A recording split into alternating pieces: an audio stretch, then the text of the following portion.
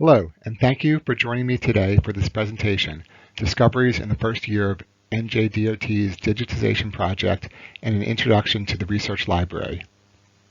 This recording is based on my February 22, 2024 in-person presentation at the NJDOT's headquarters. In the first part of this presentation, I will provide an overview of the NJDOT's Research Library and our many resources and services. Then, I will discuss our project to digitize important historical documents and videos from our library. My name is Eric Schwarz, and I am the NJDOT's Research Librarian. NJDOT's Research Library provides knowledge resources to transportation professionals in New Jersey so that they can plan, design, construct, and maintain a high-quality transportation system. The library is part of the Bureau of Research, Innovation, and Information Transfer. The State Highway Department, the predecessor of the NJDOT, founded a departmental library in 1943 or 1944. The library will be happy to help you with research directly related to your job at the NJDOT. This includes searches of material in our collection as well as databases from the State Library and other sources. Some interesting projects that I've worked on here include research on roundabouts and highway histories. I also conduct what are called literature searches or searches of technical and academic material. Some of the articles I found were related to subjects such as crash analysis models and mobility justice. I can help you find items in our collection, of course. State employees may also borrow material from the New Jersey State Library, more on that in a couple of minutes, and other libraries. If the material you need is not available via any of those sources or is outdated, we will consider purchasing new material for our collection. Keep in mind that we have a limited budget. The material must be directly connected to an employee's job and must be of use to NJDOT employees in multiple units. Additionally, borrowers may not keep the purchased material, but instead must return it within a few weeks. If we can purchase the material via PDF, we can share it on a SharePoint drive accessible to DOT employees. Most materials are also available on loan to employees in other agencies of the New Jersey State government. The general public may use the collection on site by appointment. We can provide limited research assistance to the public or refer them to other resources. The library is located on the second floor of the main office building at the department's headquarters in Ewing. I'm generally here from 8 a.m. to 3:30 p.m. weekdays. You may email me at library@dot.nj.gov or call 609-963-1898. I'm the one and only person staffing the library, and I started here in July 2022. I earned my Master of Library and Information Science degree from Rutgers University. Before coming here, I had worked in college and public libraries, as well as in corporate information services and editing. I also have a background in journalism. The library's resources are highlighted on the NJDOT Technology Transfer website at njdottechtransfer.net/library. This website links to many of the resources I mentioned today, including the digitized collection we are focusing on. Another feature of the Tech Transfer website is a series of Did You Know articles on research topics. These articles feature a brief explanation of the topic and list multiple resources for further study. Some of the recent articles have focused on equity in transportation, including the ALICE Moonshot Project. ALICE stands for Asset Limited Income Constrained Employed Persons. This site also features NJDOT's research reports, tech talks, and other resources. As state employees, NJDOT workers have access to the New Jersey State Library. Most print materials from the State Library can be borrowed by having the items sent to the NJDOT Library. You may also pick up materials at the State Library in Trenton. Some material is available in ebook format. This includes some exam books. If you need work-related materials that are not available to the NJDOT Library or the State Library, in many cases, the State Library can borrow them from another library. This is called interlibrary loan. There's one catch to borrowing materials. You need to sign up for a State Library card and renew it every 2 years. The link to get a card is on the Tech Transfer website. The State Library also provides research and reference services, including law-related research, and it's the place to go when the NJDOT Library is closed. On the State Library's website at njstatelib.org, you can find contact information and many other resources. There is a world of information beyond Google. Much of that is in specialized databases, which can either be freely available online or require a subscription or access through a library. TRID is a free database for transportation. It includes more than 1.4 million records of transportation research worldwide. This includes research in progress, research reports from other government agencies and transportation research centers, among other sources. TRID is maintained by the Transportation Research Board, or TRB. TRB snap searches are designed to help you get up to speed quickly on complex research topics, and its list of hot topics reflects critical issues and other trends in transportation research. The Transportation Research Thesaurus is a tool to provide a common and consistent language between producers and users of transportation information. We review new terms for this thesaurus quarterly. Since the NJDOT is a core program sponsor of the TRB, you can access transportation research record articles for free when you are on the NJDOT network. You can also find on the library website a link to requests for proposals from TRB. The TRB publishes reports from the National Cooperative Highway Research Program, or NCHRP, and other cooperative research programs. These reports are available on the TRB's website, and we also have print copies in the library. Here are examples of a few other important research databases. The U.S. Department of Transportation's Bureau of Transportation Statistics offers national, state, and local statistics. At the bottom of the screen is part of New Jersey's page for state transportation by the numbers. This shows, for example, that as of 2021, New Jersey had 38,781 miles of public roads and 6,805 bridges. Another U.S. DOT database is ROSA P, the National Transportation Library's repository and open science access portal. The State Library maintains subscription databases, including newspaper databases. They are helpful for researching events in New Jersey history, for example. You'll need to sign up for a library card before accessing the State Library's subscription databases. NJDOT pays for a subscription to ASTM Compass. You can sign up for your own login via the Tools page on the Intranet, or the library can look up individual standards for you.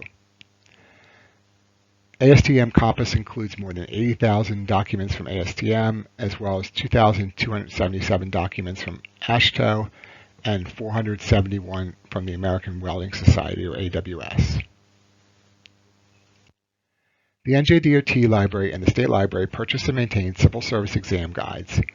These are not sample tests from the New Jersey Civil Service Commission. However, they should help you in preparing for a civil service exam. There are a few books about preparing for civil service tests generally.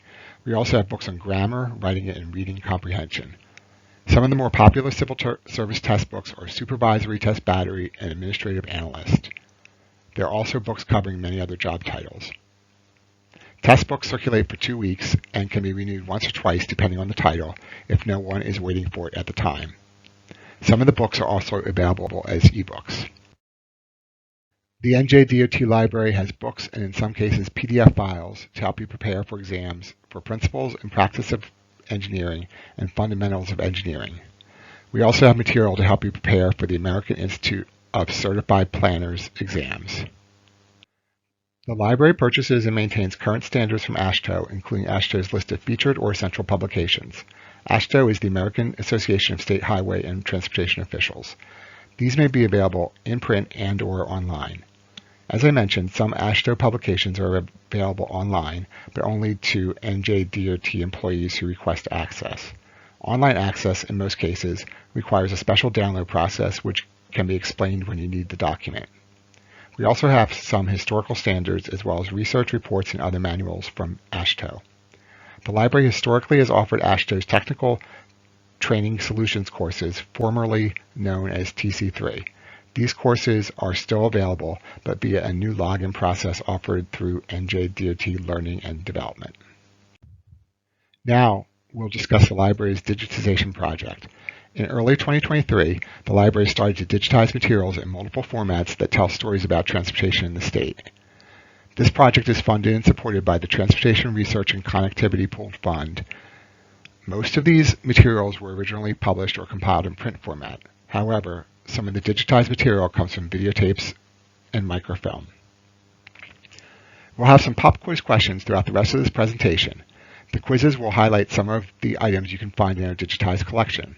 This includes information such as the history of the NJDOT and its predecessor agencies, information on our state highway system, and recent and historical innovations. This material is maintained on the Internet Archive website. The Internet Archive is a nonprofit library of millions of free books, movies, software, music, websites, and more. IA's website freely makes available about 39 million ebooks and texts, including 4 million items in the American Library's collection. NJDOT materials are in a sub-collection of American libraries.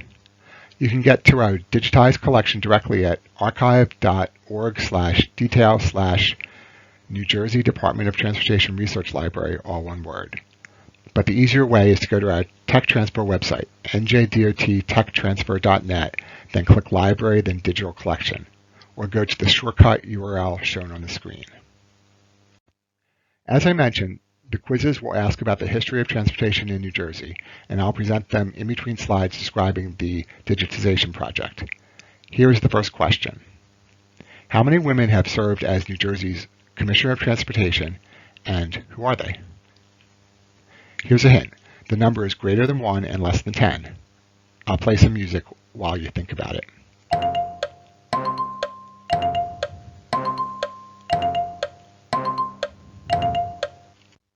The answer is 4.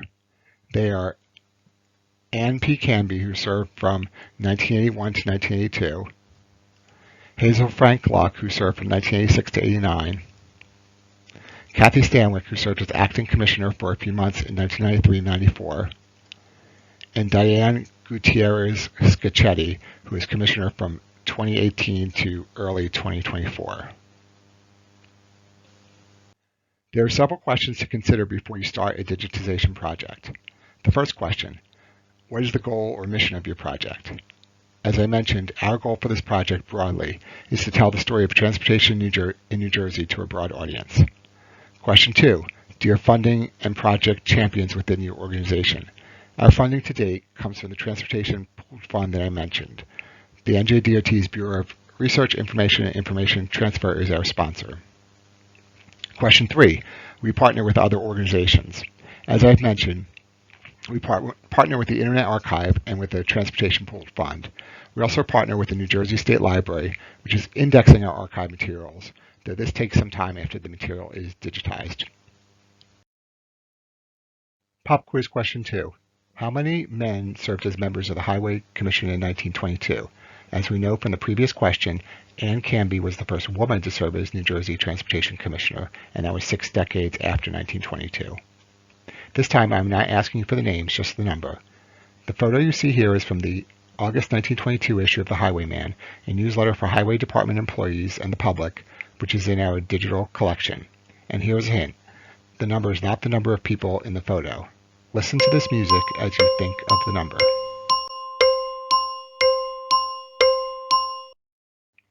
The answer is 8 members of the Highway Commission, or 9 if you count the governor. The photo on the previous screen shows 9 men. Excluding the governor, there are 2 differences in the names if you look closely. The photo includes John Ferris, who was a highway commissioner when the photo was taken, but not when the issue was published. Benjamin E. Farrier took his place. The 9th man in the photo was State Highway Engineer Thomas J. Wasser, who was the day-to-day executive in charge of the Highway Department. In our digitized collection, we are prioritizing materials about significant errors or events or with photos or charts. We are digitizing all departmental annual reports that had not been previously digitized by the State Library or other sources. We are also including selected annual reports of departmental units and other transportation agencies. Before starting this project, the library had dozens of videotapes and microfilm reels, but no equipment to review them. So we had to make educated analyses on what to digitize based on the limited amount of information on the labels for those media. Keep in mind that this is not a records management project. We are not trying to capture, for example, all engineering plans or work of a specific unit within the NJDOT. This project is also not meant to digitize anything which the department is legally required to keep under archive and retention laws or rules. Here's question 3. In 1947, the Highway Department unveiled a plaque listing 435 employees who had served the country during World War II from December 1941 to August 1945. If you look closely, you'll see that the caption in this issue of the Highway says the number of names is 434, but is actually 435. The sign was hung at the time in the boardroom of the State House Annex. Where's the sign today? Here is some music while you think.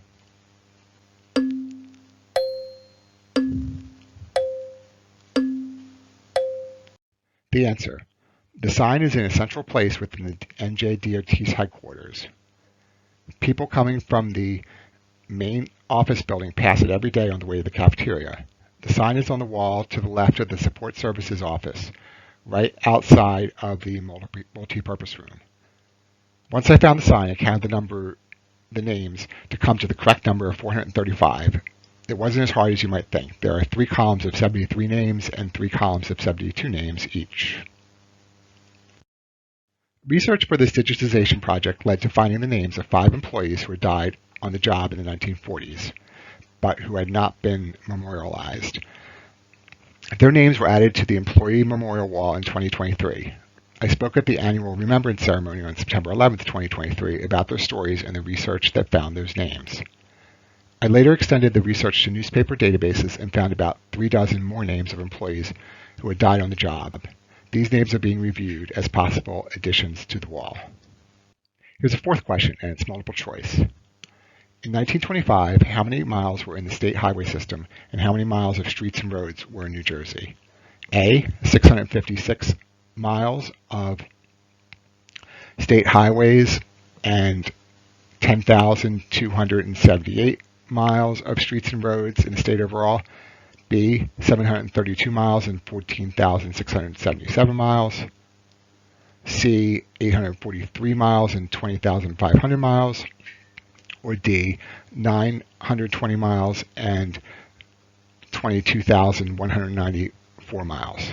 Here's some music as you ponder those numbers.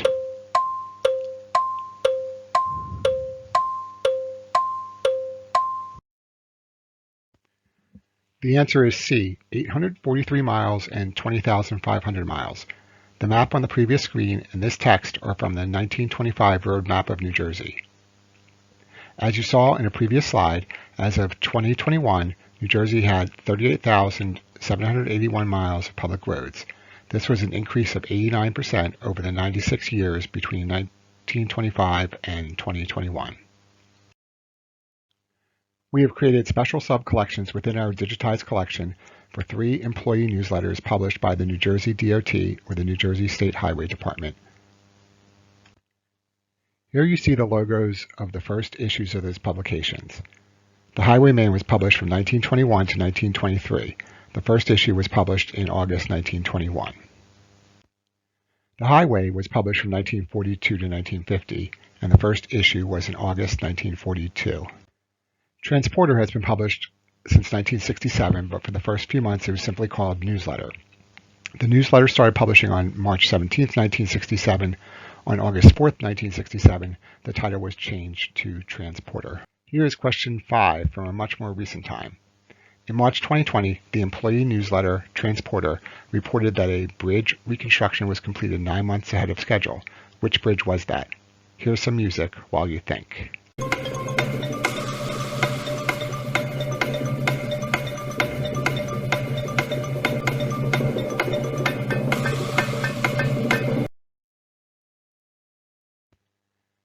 Here's a hint. The bridge was built in 1960 as a 2-span, pre-stressed concrete I-beam structure. The bridge is 181 feet long and 79 feet wide. Second hint. Here are the resident engineer and a contractor who worked on the project. Construction ran from January 2019 to January 2020. Answer. It was the Route 47 bridge over Interstate 295 in Gloucester County. As part of your project, you'll want to consider how you'll index or catalog the items to make them easy to find and use. Here are some questions to think about. Are you cataloging or indexing your materials before or after the digitization process? And what level of metadata are you attaching to each item? What items are essential, such as title, author, and date, and which are optional, such as subject terms or a long description? Ideally, you would want to index the materials before they are digitized and apply as much indexing or metadata as possible to each item.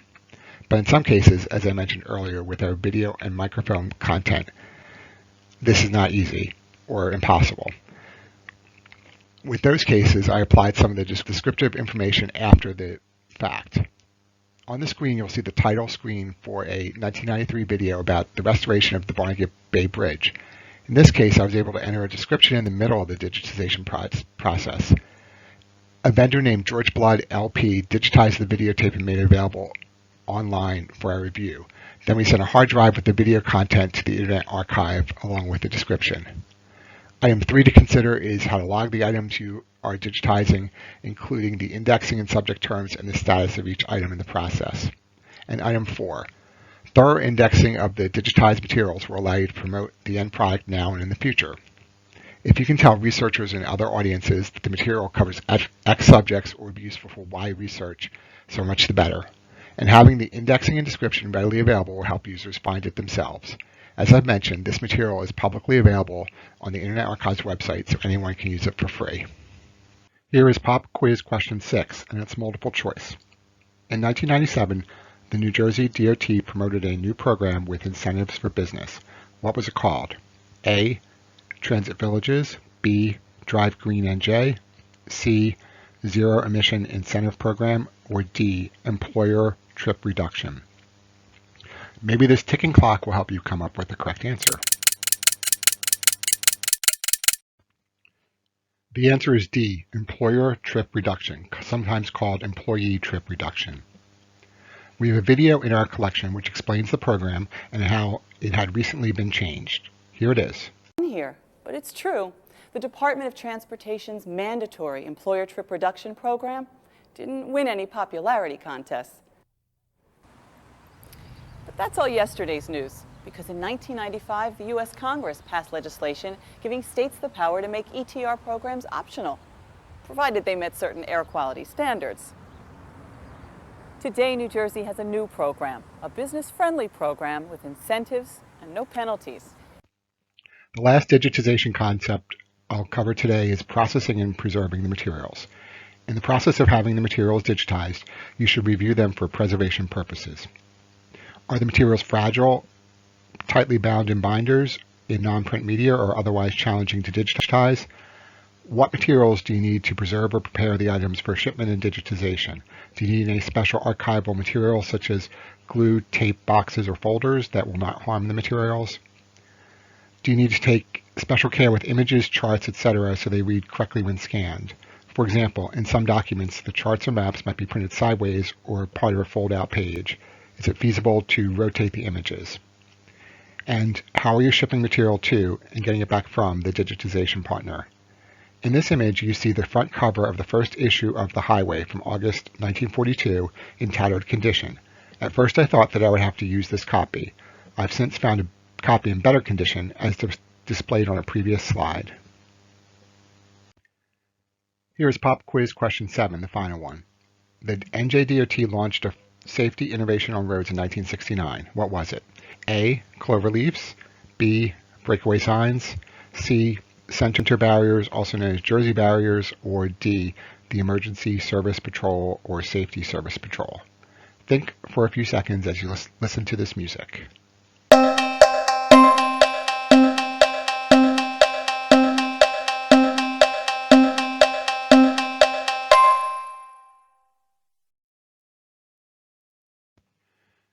Before I show you the correct answer, I'll share with you when the other innovation started. The answer is not A, cloverleafs. The State Highway Department constructed the state's first cloverleaf intersection in 1928 at routes 1 and 9 and Route 35 in Woodbridge. This photo is from the book, New Jersey Department of Transportation, 1966 to 2016, celebrating 50 years of service to New Jersey, which also covered transportation milestones going back to 1673. Nor is the correct answer C, center barriers, also known as Jersey barriers. The State Highway Department started to construct center barriers in 1959. This chart is from a 1966 publication called Center Barriers Save Lives. The photo is from the Highway Department's monthly report for February 1960. The photo shows a 32-inch concrete center barrier being installed on Route 46 in Leonia. D isn't right either. The Emergency Safety Patrol began in Camden and Morris counties in 1994 and was later expanded as the Safety Service Patrol. This photo is from the NJDOT's 50th anniversary book. By process of elimination, then, the correct answer is B, breakaway signs. The technology was called the New Jersey Load Concentrated Breakaway Coupling, or LCBC. This technology was tested in 1968 and first installed in 1969. This photo and text are from the October 1969 issue of Transporter. In the 1980s, the department created a video promoting the breakaway signs and giving technical instructions on their installation. The NJDOT produced this video, but another organization working with the Internet Archive uploaded it back in 2010. We've linked to this video from our video information page in the Internet Archive. Here's a short clip from the video for the breakaway sign program. The breakaway action of the system can be seen in this film clip of a full-scale crash test using an 1,800-pound Honda Civic. The test demonstrates that the system complies with the latest safety requirements for highway appurtenances and resulted in minimal damage to the vehicle and sign components. The support post is being prevented from flying completely free of the sign structure by a steel cable attached to the back of the sign panel. This technology transfer presentation was prepared by the New Jersey Department of Transportation Division of Research and Demonstration with the assistance of the FHWA New Jersey Division Office.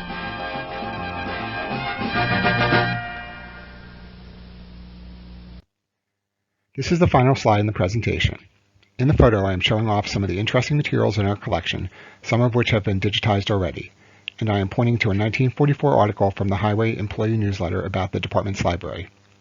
On the screen, you will see my contact information and, again, a link to the library's website, njdotTechTransfer.net/library.